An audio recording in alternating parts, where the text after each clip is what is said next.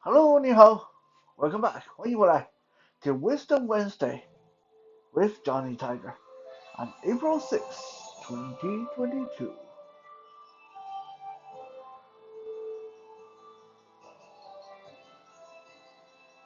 I remember this one time I was still a child. Um, I think I was like 5 years old. Back then, my mom and my parents they operated some of the biggest, fanciest nightclubs in Kaohsiung City in Taiwan. So my mom had to manage a lot of these nightclubs, so she had to be there a lot of time. So I was either under the care of my nanny Maru, or if Maru was just happened to be on vacation or had to be away that day, my mom would be forced to take my 5-year-old butt to the nightclub with her, which you can imagine. Uh, a little kid in the in the environment with loud music, rowdy people, a lot of alcohol, a lot of cigarette, a lot of X-rated stuff going on. Let's just put it that way. It was an interesting situation. I mean, obviously, me being blind kind of dampened some of that. I didn't get to see anything, you can say, but it was still an awkward situation. So a lot of time when my mom took me to the club, she would detail some of the people that worked for her to take care of me. They would take shift, and one of them would hang out with me for an hour, and then he or she would go out, and someone else would come in and spend time with me for an hour. Um, yeah, yours truly, at 5 years old, got to spend time for free, mind you, totally free, in the nightclub with all the beautiful working girls that worked for the nightclub, with all the DJs and dancers and musicians and bouncers and other people that worked for my family, totally free of charge. And I didn't even knew how good a deal I was getting at the time. But anyway, that's beside the point. I remember this one time, and I was hanging out, uh, outs outside, like in the entrance hall of the nightclub, with a couple of the door guards and bouncers, the security guard, all these rough and tumble, really rowdy uncles. In Taiwan, we call people older than us uncles, no matter if they're really family or not. So I call these guys my uncles. So there's Uncle John, and Uncle Lee, and Uncle Jian, and Uncle Ye, and a whole bunch of them. They're all rough customers, every single one of them. And I guess because they were rough customers, they were not very nice. I mean, they were always kind of nice to me because who I was, but they were just not nice guys. And I remember my Uncle John, which, by the way, if I've spoken on the show about my rooster before, I had a pet rooster when I was little. That was given to me actually by Uncle John. Uncle John, uh, after he retired from being a bouncer for the nightclub, he actually went back to his family farm and took over the raising chicken and stuff like that, and became quite successful as one of the chicken farmer in the area. So anyway, I digress. So at that time, Uncle Jian was like the head of security for the nightclub. Uncle Jian was a Taiwan, like your very typical 80s, late 80s, mid 80s Taiwanese thug. Uh, Short, very heavily built, very stout, uh, almost bald, and has a lot of scars, a lot of tattoos, and always walking around with a cigarette in his hand and chewing betel nuts. And this day, he came up to me and he said, hey kid, you want some chocolate?" And I love chocolate. I love candies. I love all kind of treats. Of course, I was a kid. So I said, yes, uncle, yes. And he said, open wide. And I opened my mouth, and he popped something in my mouth that was round and felt like it was wrapped in something. And he said, you got to bite down, you got to chew it. And I was very unsuspecting, and I bit down, and I almost passed out. I felt this like I felt this was not chocolate. I knew this was not chocolate immediately. It was horrible. It gets this strong, almost bitter, spicy taste, and the juice squirting into my mouth. And next thing I felt was my head was starting to spin. I coughed and spat the whole thing out, and it went up my nose, and I was sputtering and crying and almost like passing out, didn't know where I was, and Uncle John was having a good royal laugh at my expense. He thought this was the funniest thing in the world. You guessed it. He gave me betel nuts. Now, betel nuts in my language, in Mandarin language, is called binlang, Binglong, binlang. Uh, and it's almost the national pastime, the national stimulant of Taiwan. Uh, in the old days, when uh, foremen and laborers didn't have enough money to pay their labor force, a lot of times they would give them betel nuts uh, as payment and to get them addicted to get and betel nut act a lot like nicotine and caffeine. Uh, well, it's like it's like 10, 20 times stronger than caffeine. But anyway, it's crazy stuff. And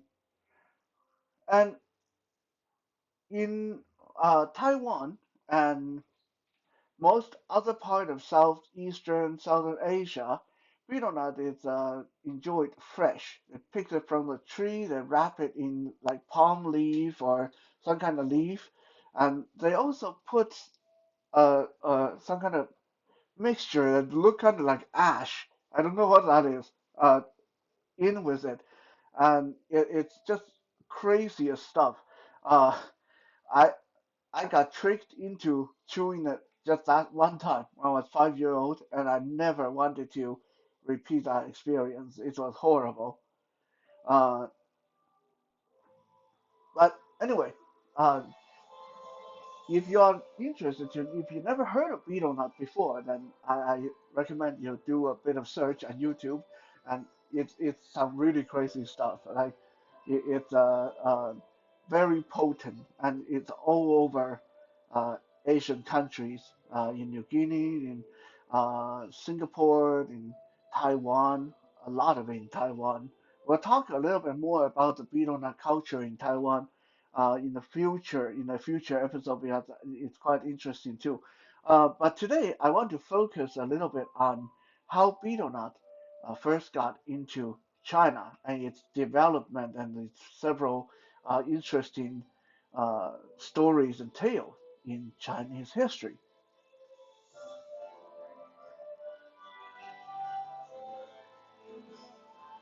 The earliest record of betel nut entering China happened over 2,300 years ago. So it's like 200 BC or 300 BC, somewhere around that during the Han Dynasty.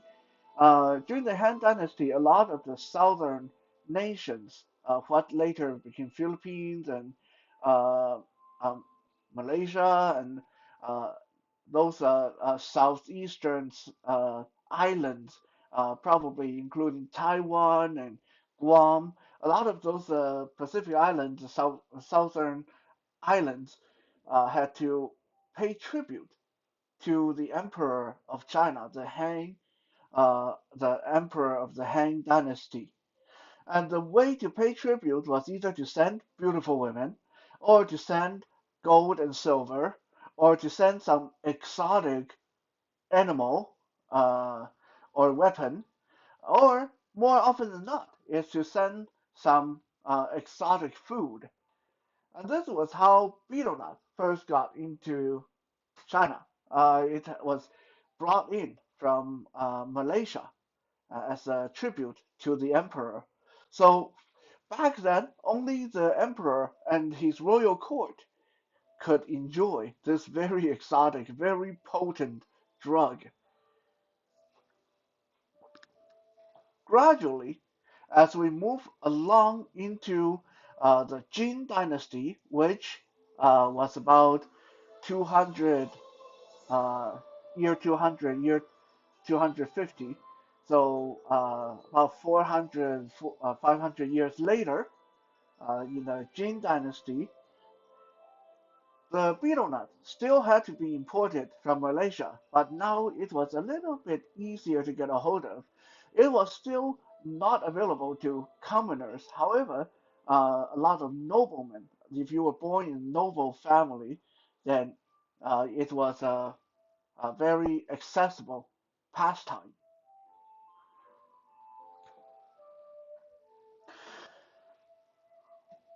The story goes that the first ever the first ever documented, this is traceable, historically documented person in China, other than the emperor, to have tried betel nut was a man called Liu Mu Ji, or just call him Liu, just so it's easier for me to have the narrative.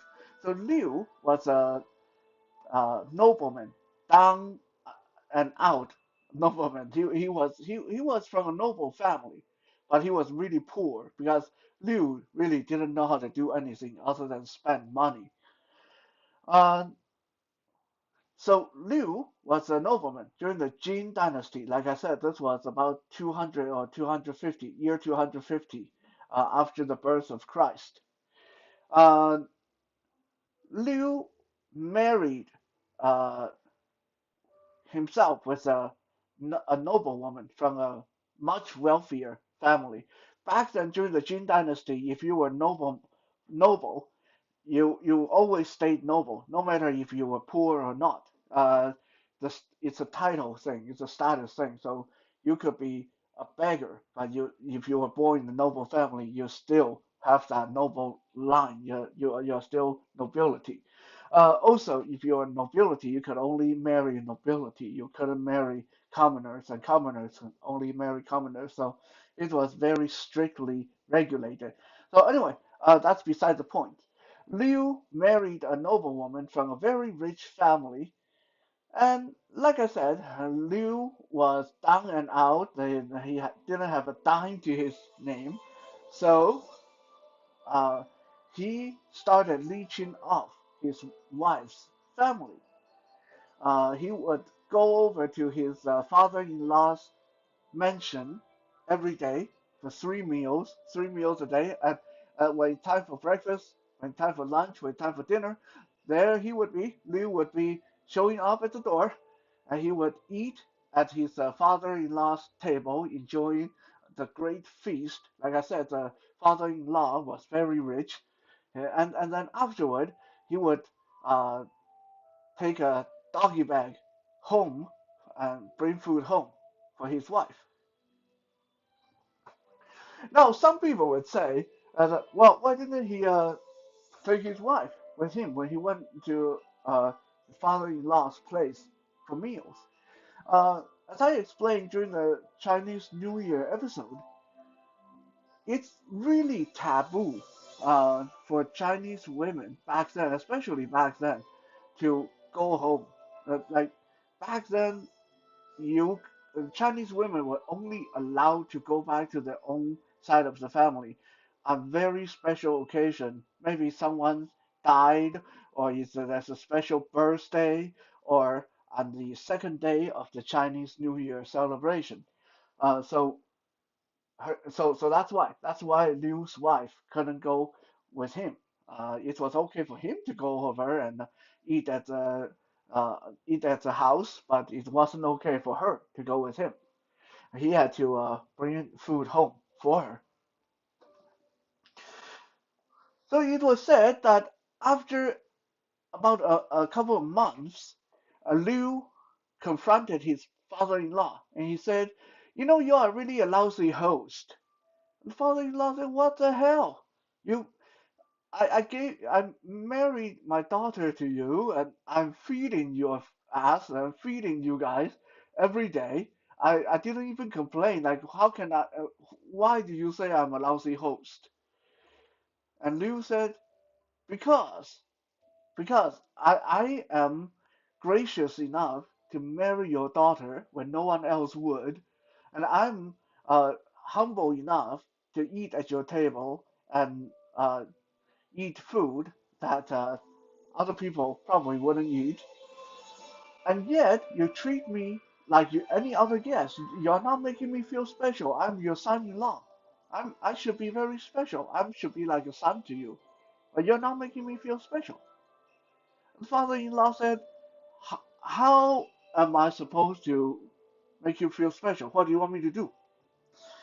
And Liu said, "Well, if you really feel that I'm family, if you really want to treat me like a son-in-law, if you really want to treat me like I'm special, then you should at least have the grace to serve some betel nuts after dinner, because that is how true nobility treat their guests. This is how true noble people live their life. They have betel nuts after their meal. Let me cut away from that for a second and say that uh, back then, for noblemen, for noble people to enjoy betel nut after meal is very common. It's very similar to today, how a lot of people like to have a smoke after they eat. But back then, Chinese people didn't smoke. Cigarette didn't get introduced to China until the Ming Dynasty. So it's actually quite recent. For thousands of years, Chinese people didn't smoke. Um, so the father-in-law went, well, okay, if you wanted betel nut, why didn't you just say so? Why did you have to insult me? Okay. So the father-in-law told the household servant, from now on, every time after Liu finished his meal, bring him a big basket of betel nut. He can have as much of it as he wants, and if he can't finish it, let him take it home, and he can enjoy betel nut when he's home too. So the father-in-law was very generous. We got to say this. The father-in-law was a heck of a generous guy because don't forget, at this point in Chinese history, betel nut could not be found locally. It had to be imported from Malaysia.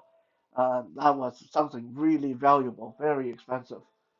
Uh, so Liu was able to get 3 meals a day at his father-in-law's place and all the betel nut he ever wanted. However, his wife's younger brother, aka Liu's brother-in-law, soon became very unhappy about the situation. What the heck? This guy married our sister, and he's over here eating our food, eating our betel nut, and he think we owe it to him. So the brothers started to constantly antagonize Liu. Whenever they walk past him, they make little snarky comments. Whenever they're in public with him, they make little suggestions like, "Oh, you really like those betel nuts that my family imported from Malaysia, eh? Oh, when's the last time you bought any food for yourself? Uh, you know, did you did you marry my sister just so you can eat our food?" Things like that. They would start to they started to antagonize him with these little comments. Now Liu was a well, we can say he was a very shameless guy. Was very laid back. He didn't care. Go ahead, make all the comments you want. I get food, I get betel nut. I don't care. Well, Liu's wife finally heard about the rumor, heard the rumors, heard what was going on. She heard some of these little snarky comments her brother's been making towards her husband in public. Liu's wife was not as laid back as Liu. in a fit of rage, she sold every single furniture they had in their house. She sold all her clothes. She cut off her hair and sold her hair and got enough money together to put on a very elaborate feast for her brothers.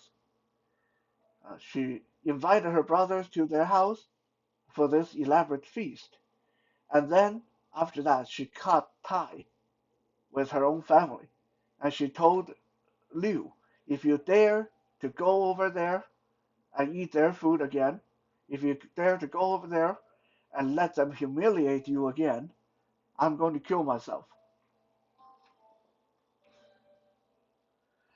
So the two families stopped having anything to do with each other.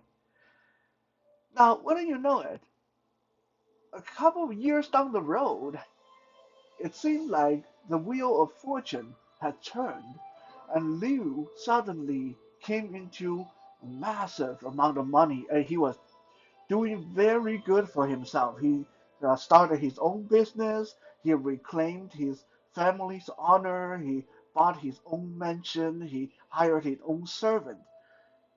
Liu became massively successful.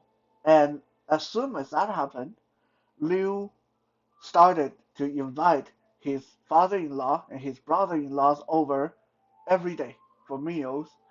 And not only did he feed them, but he would tell them, "Hey, it's okay, you eat as much as you want. Here's the betel nuts, all the betel nuts I ever owed you. Take as much as you want. Hey, go ahead, take the dishes if you like. These dishes are made of gold and silver. Go ahead and take them home if you like them. What do I care? I have a lot more where they come from."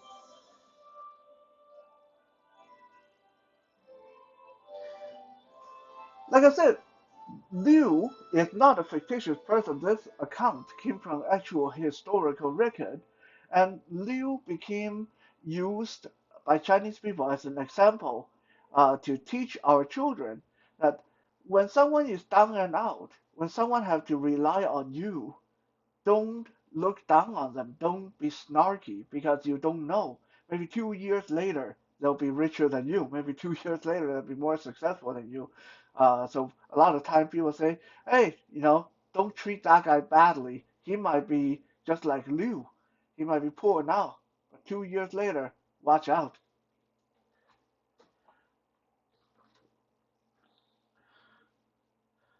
Further forward into Tang Dynasty, the most famous poet in Chinese history, Li Bai. Li Bai, the poet, wrote a poem talking about Liu and his betel nuts. And then a couple hundred years later, during the Song Dynasty, another very famous Chinese politician and poet by the name of Shu Dongpo, Shu Dongpo, uh, who was also addicted to betel nut himself, because Shu was too good at his job. He was a really good politician, but because he was so good and so honest, everybody, or especially the corrupted politicians, hated him. So he kept getting moved to different posts, and until he got moved to Hainan province, which was the first province to start growing betel nut in China. While Xu was the minister of Hainan province, he became addicted to betel nuts, and then he later wrote a poem about betel nuts as well. So these are just some of the examples of the most famous historical people in Chinese history that uh, through them, through their writings, through their stories, we can get a glimpse at uh, the evolution of betel nuts in China. First, it was imported from Malaysia, from the Han Dynasty, about 2,200 years ago. And then about 1800 years ago, during the Jin Dynasty, it became available to the nobility, although it still had to be imported. And then about 1700, 1600 years ago, during the Tang Dynasty, finally it became homegrown in China, starting in the Hainan province. Now, Even though um, Hainan province grows the most betel nut in China, it is said the best betel nut in China actually come from another province called the Hunan province.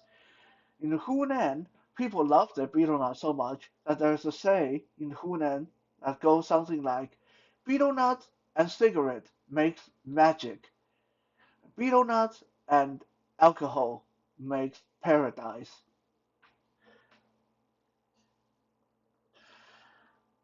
So how did betel nut went from Hainan to Hunan? Went from almost the southernmost tip of China to the um, closer to the middle of China. Well, Hunan province was heavily hit uh, with plague and drought during the beginning of the last dynasty, the Qing dynasty in China, so about 300 years ago. Uh, it was said that there were so many corpses on the road, in the ditches, dying from warfare and hunger and thirst, that uh, there were more dead people than living people, and the plague was everywhere.